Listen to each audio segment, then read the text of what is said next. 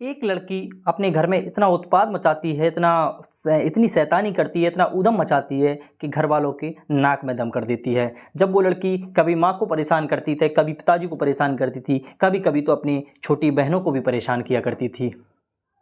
और अक्सर कर वो रात में ज़्यादा परेशान किया करती थी, क्योंकि वो दिन में कभी शो लिया करती थी तो रात में अक्सर ऐसी हरकतें किया करती थी। कभी माँ के साथ सो जाया करती थी तो कभी पिता के साथ सो जाया करती थी, कभी कभी अपनी छोटी बहनों के साथ भी सो जाया करती थी और कभी अपने भाइयों के साथ भी सो जाया करती थी।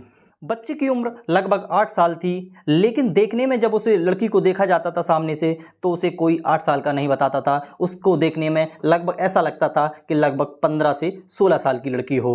उसका शरीर इतनी तेज़ी से बढ़ रहा था कि उसको देखकर ऐसा लगता ही नहीं था कि ये 8 साल की बच्ची है। बच्ची की इन हरकतों से कभी कभी माँ परेशान भी हुआ करती थी, कभी बच्ची को डांट भी दिया करती थी, लेकिन ये सोच के माँ कुछ नहीं कहती थी, क्योंकि बच्ची कम बुद्धि की थी, यानी मंद बुद्धि की थी। उसे समझ इतनी नहीं थी कि वो क्या कर रही है। कभी भाई के साथ सो जाना, कभी पिता के साथ सो जाना, कभी कभी अपनी छोटी बहनों के साथ सो जाना, इस वजह से माँ परेशान रहती थी। लेकिन उसे वो मंद बुद्धि होने के कारण डांटती थी, फटकारती थी, मगर उससे ज़्यादा कुछ नहीं कहती थी। उस 8 साल की बच्ची की इन हरकतों की वजह से एक ऐसा हीनियस क्राइम हो जाता है, ऐसी घटना घटित हो जाती है जिसको सुनकर आपकी रूह कांप जाएगी। आए दिन समाज में आप और हम इस तरह की घटनाएं देखते रहते हैं, सुनते रहते हैं, टीवी चैनल के माध्यम से, न्यूज़पेपर के माध्यम से पढ़ते भी रहते हैं। ऐसी ही दिल दहलाने देने वाली घटना इस बच्ची के साथ होती है, जिसको मैं कहानी के माध्यम से आपको बता रहा हूँ। नमस्कार दोस्तों, मैं कांस्टेबल अमित कुमार दीक्षित। स्वागत है आपका आज की इस कहानी में। दोस्तों, उत्तर प्रदेश का एक शहर लगता है लखनऊ। लखनऊ का एक थाना लगता है कृष्णा नगर। कृष्णा नगर थाने की एक चौकी लगती है बिजनौर चौकी। बिजनौर चौकी पर एक कांस्टेबल यानी सिपाही तैनात हुआ करते थे, सूर्यनारायण चतुर्वेदी। सूर्यनारायण चतुर्वेदी जो कि एक कृष्णा नगर के एक मोहल्ले में रहा करते थे, मोहल्ला किला मोहम्मदी। किला मोहम्मदी में ही उनका मकान था। सिपाही के परिवार में 4-5 कैंडिडेट होते हैं, जैसे कि उनकी पत्नी और उनकी 4 बच्चियां। बच्चियों में एक बच्ची 1.5 वर्ष की थी, दूसरी बच्ची 3 वर्ष की और तीसरी बच्ची 5 वर्ष की और चौथी बच्ची 8 वर्ष की। जो 8 वर्ष की बच्ची थी वो थोड़ी मंद बुद्धि थी, वो सबसे बड़ी बच्ची थी। अक्सर इनके साथ रहने इनका भतीजा आ जाया करता था, जिसकी उम्र लगभग 22 से 23 वर्ष होगी। इस सिपाही के मकान के बगल में ही एक मकान हुआ करता था, जो कि यतेंद्र कुमार त्रिपाठी जी का हुआ करता था। यतेंद्र कुमार त्रिपाठी सुबह मॉर्निंग वॉक के लिए एक दिन निकलते हैं। जब सुबह 5:30-6 बजे का समय हो रहा होगा, जैसे वो गली से निकल रहे थे तो वो देखते हैं कि उनके मकान की डहरी से, यानी गेट के नीचे से ब्लड निकल रहा है, खून बह रहा है। जब वो खिड़की से झांकने की कोशिश करते हैं तो वो एक अजीब दृश्य देखते हैं और वो देखकर घबरा जाते हैं और ज़ोर ज़ोर से चीखने लगते हैं, चिल्लाने लगते हैं। उनका चीखना और चिल्लाना सुनकर मोहल्ले के लोग एकत्रित हो जाते हैं और सब पूछने लगते हैं कि क्या हुआ। जब वहाँ लोग देखते हैं कि ऐसी क्या घटना घटित हुई, गेट खोलने की कोशिश तोड़ के देखते हैं कि वहाँ पत्नी की लाश पड़ी है। तीनों बच्चियाँ मृतक अवस्था में पड़ी हुई हैं। आस पड़ोस के लोग इकट्ठे हो जाते हैं, लोग पुलिस को बुला लेते हैं। पुलिस जब आती है तो उस एरिया को कब्जे में ले लेती है। जब वो अंदर जाके देखती है, जब पुलिस के आला अधिकारी वहाँ मौके पर आ जाते हैं, जब वो यतेंद्र कुमार सूर्यनारायण त्रिपाठी को भी सूचना देता है, वो भी वहाँ से आता है। तब वो देखता है तो वो ये सारा दृश्य देख के वहाँ बेहोश हो जाता है। पुलिस घर में तलाशी ले रही थी और एविडेंस कलेक्ट करने की कोशिश कर रही थी, तो वो देखती है कि 3 बच्चियां फर्श पर कटी हुई पड़ी हैं और महिला के सर में धारदार हथियार से वार किया गया है, गर्दन पे वार किया गया है। एक सिपाही वहाँ से जाता है, महिला का हाथ पकड़ के देखता है, नब्ज टटोल के देखता है तो कहता है कि सर, इसकी तो अभी जान बाकी है, इसकी अभी सांसें चल रही हैं। जैसे ही उस महिला को उठाया जाता है और गाड़ी की मदद से हॉस्पिटल ले जाया जाता है। जब पुलिस वहाँ की तलाशी लेती है तो पता चलता है कि सूर्यनारायण त्रिपाठी भी यहाँ बेहोश हो गया था। जब उसकी तब तक आँख खुलती है, जब सूर्यनारायण त्रिपाठी देखता है कि उसकी बच्ची सहमी हुई उस कमरे में पड़ी हुई है। वो 8 साल की बच्ची ना कुछ बोलने लायक थी, ना कुछ बता पा रही थी, क्योंकि वो पहले से इतनी डरी हुई और सहमी हुई थी। वो थोड़ी मंद बुद्धि थी, ना कुछ समझती थी, ना ही कुछ बताती है। जब सूर्यनारायण त्रिपाठी कहते हैं कि मेरा भतीजा कहाँ है, मेरा भतीजा नहीं मिल रहा, मेरा भतीजा प्रदीप कहाँ है, पुलिस हैरान हो जाती है। पुलिस कहती है यहाँ सिर्फ 3 लाशें मिली हैं और एक गंभीर अवस्था में यानी नाजुक अवस्था में जो महिला मिली है उसको हॉस्पिटल भेज दिया गया है। जिस प्रदीप की आप बात कर रहे हैं वो यहाँ नहीं मिला है। पुलिस आसपास के ज़िलों में वायरलेस से खबर कर देती है। उस प्रदीप नाम के व्यक्ति उस लड़की का स्केच बना के एक हुलिया और कपड़े का रंग बता के सबको अलर्ट कर देती है। आसपास के ज़िलों में भी अलर्ट जारी कर देती है। जब पुलिस प्रदीप के बारे में सभी ज़िलों में वायरलेस करवा देती है, इन्फॉर्मेशन कलेक्ट करने के लिए सूचना दे देती है, तब प्रदीप को खोजने के लिए सारी टीमें बनाई जाती हैं और प्रदीप की जल्दी से जल्दी जानकारी निकालने के लिए न्यूज़ और टीवी चैनलों पर भी ऐड चला दिए जाते हैं। फिर पुलिस को सूचना मिलती है कि बिजली किले पानी के पास एक पीपल के वृक्ष के नीचे एक लड़का पड़ा हुआ है जिसके गर्दन में चोट है, जिसके हाथ पैरों में चोट है। वो वहाँ कुछ बोलने की स्थिति में नहीं है। जैसे ही पुलिस वहाँ पहुँचती है तो वो जब सूर्य नारायण त्रिपाठी को सूचना देती है कि आप एक बार आके पहचान कर लीजिए। जब सूर्य नारायण त्रिपाठी आके उसकी पहचान करते हैं तो कहते हैं ये मेरा भतीजा प्रदीप है। प्रदीप बोलने की स्थिति में नहीं था। प्रदीप को जैसे ही हॉस्पिटल लेके जाते हैं तो वहाँ डॉक्टर उसे मृत घोषित कर देते हैं। मामला काफ़ी उलझ गया था। पुलिस के लिए काफ़ी सवाल खड़े हो रहे थे। जांच का विषय बन गया था। पुलिस करती तो करती क्या? पुलिस मामले का खुलासा नहीं कर पा रही थी। पुलिस जितना सुलझाने की कोशिश करती थी उतना ही उलझते चली जा रही थी। पुलिस उन 3 लड़कियों की बॉडी का पोस्टमार्टम कराती है और फिर यहाँ चौथे लड़के की बॉडी का भी पोस्टमार्टम कराती है। ये प्रदीप भी एक्सपायर हो जाता है। जब तीनों लड़की और एक लड़के का पोस्टमार्टम कराने के बाद सूर्यकांत त्रिपाठी को उनकी बॉडी सुपुर्द कर देते हैं। सूर्यकांत त्रिपाठी अपने गृह जनपद, जो कि गोंडा के रहने वाले थे, वो अपने गृह जनपद उन बॉडियों को लेके जाते हैं। वहाँ उनका दाह संस्कार करते हैं।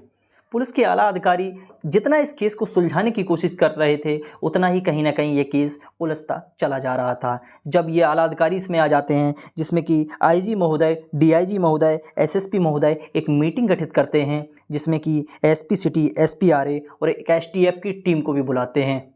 उस समय आईजी श्री करमवीर सिंह और DIG AK Gupta, SSP AKD Dwivedi और एसपी सिटी श्री सुभाष बघेल और एसपीआरए श्री विजय भूषण और एसटीएफ की team incharge Shri Rajesh Pandey sir हुआ करते थे। जब ये मीटिंग करते हैं तो मीटिंग में बारीकी से इस केस पर बात करते हैं, चर्चा करते हैं और कहीं ना कहीं उसके गांव तक, वहां तक जाने की कोशिश करते हैं। जब उसके गांव जाते हैं तो वहां गांव से पता करते हैं, वहां गोंडा से लोकल पुलिस की मदद लेते हैं, वहां के थाने से पता करते हैं। तब कुछ एक सामने आता है जब वो कि उसकी सिपाही के यहाँ कुछ दिनों पहले यानी कुछ सालों पहले एक डकैती पड़ी थी, जिस डकैती में डकैत को रगे हाथों पकड़ लिया गया था। उस डकैत से भी पूछताछ होती है, उस डकैत से भी सारा वाक़या जानने की कोशिश होती है, लेकिन डकैत साफ मना कर देता है। बताता है कि साहब मैंने उस टाइम डकैती ज़रूर की थी लेकिन इस क्राइम में मेरा कोई हाथ नहीं है। उस समय के बाद मैंने डकैती भी छोड़ दी है। फिर पुलिस कहीं ना कहीं सूर्य नारायण चतुर्वेदी की पत्नी पर डाउट करती है, सोचती है शायद ऐसा तो नहीं, इसकी पत्नी का शायद कहीं अफेयर हो। जब इसकी कॉल डिटेल के माध्यम से पता करने की कोशिश करते हैं, अदरवाइज और तरह से पता करने की कोशिश करते हैं, तब भी पुलिस नाकाम रहती है। पुलिस के हर प्रकार से हाथ खाली थे। पुलिस भी परेशान थी, आखिर इस घटना को खोलें तो खोलें कैसे। इधर सूर्य नारायण चतुर्वेदी की पत्नी जो कि हॉस्पिटल में थी, लगभग 1 महीने हॉस्पिटल में रहती है। उसकी स्थिति तो थोड़ी ठीक थी लेकिन वो बोलने और ना ही बताने लायक स्थिति में नहीं थी। डॉक्टर उसे पेन देने की कोशिश करते हैं, उससे कुछ लिखवाने की कोशिश करते हैं लेकिन वो लिखने में भी असमर्थ थी। लगभग 1 से 1.5 महीने का समय बीता ही था कि उसकी पत्नी को होश आ जाता है। डॉक्टर साहब पुलिस को बताते हैं कि इस औरत को होश आ गया है, आप चाहें तो इन्वेस्टिगेशन आगे बढ़ा सकते हैं, इससे पूछताछ कर सकते हैं। जब पुलिस सूर्य नारायण चतुर्वेदी की पत्नी से पूछताछ करती है, जब उसकी पत्नी यानी सीता देवी, पत्नी का नाम सीता देवी था, जब सीता देवी उस रात के वाक़या बताती हैं तो वाकई चौंका देने वाला दृश्य था, हैरान कर देने वाला दृश्य था। सीता देवी बताती हैं कि उस रात मेरी बेटी जो कि 8 वर्ष जिसकी उम्र थी, जब वो मेरे साथ सो रही थी, लगभग रात के 1:30 या 2 बजे का समय हुआ होगा, वो मेरे साथ से उठकर वो अक्सर इसी तरह से अन्य कमरों में जाया करती थी, कभी भाई के साथ तो कभी बहनों के साथ तो कभी पिता के साथ सो जाया करती थी। इस तरह की घटनाएं वो करती रहती थी। मैंने इतना गौर नहीं किया। जब वो रात में उठकर अपने भाई के साथ यानी चचेरे भाई के साथ सो जाती है, जब उसकी चीखने की आवाज़ें आती हैं, रोने की आवाज़ें आती हैं, चिल्लाने की आवाज़ें आती हैं, जब मेरी आँख खुलती है तब मैं दौड़ के जाती हूँ। सीता देवी बताती है जब वो दूसरे कमरे में गई तो वो देखती है कि उसकी लड़की एक बेड पर लेटी हुई है, उसके बदन पर एक भी वस्त्र नहीं है और उसका जो भतीजा है जो कि जिसका नाम प्रदीप है, प्रदीप अपने कपड़े पहन रहा था। जब सीता देवी गुस्से में उसको गालियाँ देते हुए उसको एक थप्पड़ भी मारती हैं और कहती हैं, तू यहाँ से जल्दी चला जा, तूने जो किया है ये बिल्कुल अच्छा नहीं किया है, आने दो तुम्हारे चाचा को, आज मैं सारा वाक़या बताऊंगी, तुम यहाँ से निकल जाओ, आज के बाद तुम यहाँ कभी मत आना। प्रदीप अपने कपड़े पहन रहा था, जो नीचे इधर उधर देखता है तो वो अपनी चप्पलें ढूंढने की कोशिश कर रहा था, वहीं उसे एक फावड़ा रखा हुआ मिल जाता है जो कि उठाता है और सीधा सीता देवी के सर में मार देता है। सीता देवी जब चकरा के ज़मीन पर गिर जाती हैं तो वो एक बार और प्रहार करता है और उनके गर्दन पर वार कर देता है। सीता देवी चिल्लाने की कोशिश करती हैं तो उनकी और जो 2 छोटी छोटी बच्चियां थीं, जिनकी एज 1.5 साल, 3 साल और 5 साल थी, वो तीनों बच्चियां जब क्रम से बारी बारी जाग जाती हैं और वो उठ के आती हैं मम्मी की आवाज़ सुनकर, जब वो आ जाती हैं नज़दीक तो वो भाई उन तीनों बच्चियों पर भी प्रहार कर देता है उस फावड़े का, जिन बच्चियों को भी काट देता है, उन बच्चियों को भी मार देता है। फिलहाल प्रदीप उस मंदबुद्धि लड़की को नहीं मारता है, उसको छोड़ देता है, जबकि उसने एक भी कपड़े नहीं पहने थे, उसको कपड़े भी पहनाता है और वहाँ से भाग जाता है। वो शायद ये माना जाता है कि प्रदीप वहाँ से भागने के बाद कहीं छुपने की कोशिश करता है, वो शायद उस बर के वृक्ष के नीचे छुपने की या उस पर चढ़ने की कोशिश करता है, जिसके गिरने से उसकी गर्दन टूट गई थी, उसके हाथ पैर में चोट आ गई थी, जिसकी वजह से उसकी डेथ हो गई। इस घटनाक्रम के खुलासा तब हुआ जब सीता देवी ने स्वयं इस घटनाक्रम का खुलासा किया। आए दिन हम और आप इस तरह की घटनाओं को सुनते रहते हैं, टीवी चैनल या सोशल मीडिया के माध्यम से देखते भी रहते हैं, फिर भी कहीं ना कहीं इन घटनाओं को हम लोग अवॉइड कर देते हैं, नज़रअंदाज कर देते हैं। समाज में किसकी मानसिकता कैसी है ये कह पाना थोड़ा मुश्किल है, इसलिए आप भी अपने बच्चों पर गौर करें, बच्चों पर ध्यान रखें, देखें वो क्या करते हैं, किसके साथ रहते हैं, किसके साथ उठना बैठना है, बच्चा छोटा हो या बड़ा उसका ध्यान ज़रूर रखें। दोस्तों, इस पूरे घटनाक्रम को सुनाने का उद्देश्य किसी का दिल दुखाना नहीं है, किसी को परेशान करना नहीं है, बस आपको जागरूक करना है, आपको सचेत करना है। आप स्वस्थ रहें, मस्त रहें और अपने बच्चों का ख्याल रखें। जय हिंद, जय भारत।